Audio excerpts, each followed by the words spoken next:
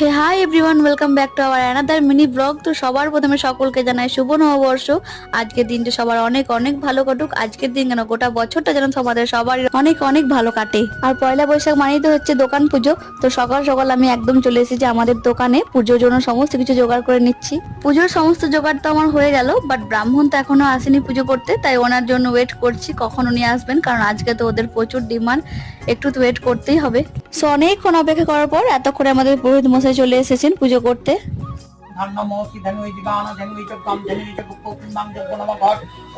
চলো পুজো তো কমপ্লিট, এবার প্রসাদগুলো দেওয়ার জন্য আমি এখানে প্রথমে ভালো করে সাজিয়ে নিচ্ছি।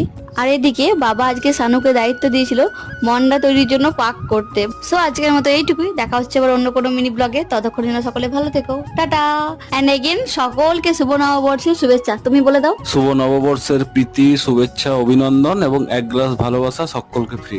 বাহ।